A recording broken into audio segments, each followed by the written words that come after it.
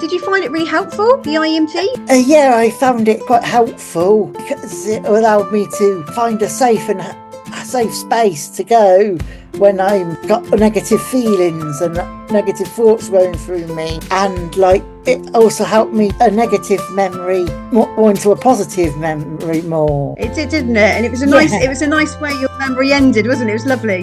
Yeah. And that is a beauty of IMT. We don't need to know the horrendous things that happen to people, which is, I think in itself is really, really powerful. Yeah. Because sometimes we don't want to verbalise, do we, what we've experienced, and sometimes we can find it difficult to verbalise what's happened and what's going on inside of us, how we're feeling, and we can visualise it inside your brain. And it's quick, isn't it? Yeah. It's really quick. And I know for me, Daniel, we've already had this discussion, haven't you, that I have ADHD. And for me, I've had a lot of experiences, and discovering IMT, it wasn't painful.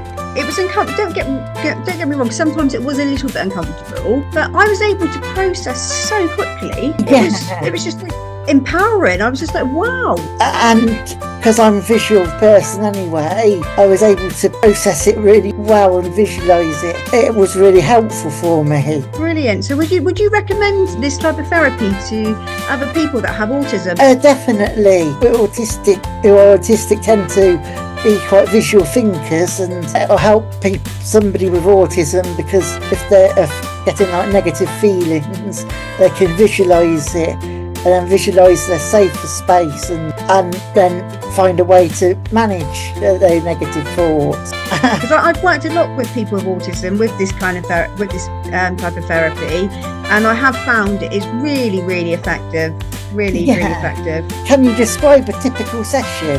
So I had a young woman come to me. She was very traumatised. She had been sexually assaulted. She was very dysregulated when I arrived, and I explained to her the process that I don't need to know the details of the event. I just need her to focus on the memory. So I got her to focus on the memory, and we did a range of eye movements like you experienced in the session. She took some just gentle breaths afterwards, and then I went back over the memory and the feeling associated to the memory. Did some gentle breaths again. I took her to a calm place like I did yourself afterwards. Yeah. And then we looked at stuff like identity imprint. So the young female, she had to go to court and give evidence, and she was quite affected by the case, not just by the experience she had that had led to her going to court, but actually what happened in that courtroom, what she was hearing from the defendant, perpetrators. So then we worked on that all those imprints, that language that she had listened to, that had become kind of part of her imprints, that she was to blame, and that she put herself in that situation. Afterwards, I tested again to see if there was any feelings. The young woman reported that she was not able to access the sexual assault. She said, I can't get there in my head. She said, that's really weird. She went on to say, have you hypnotised me? And I said, no, I haven't hypnotised you. But yeah, it really, really warms my heart, Daniel, when you can help somebody that has been through something as traumatic as a sexual assault, and they can't access that memory, that feeling, that fear, that panic, that anxiety.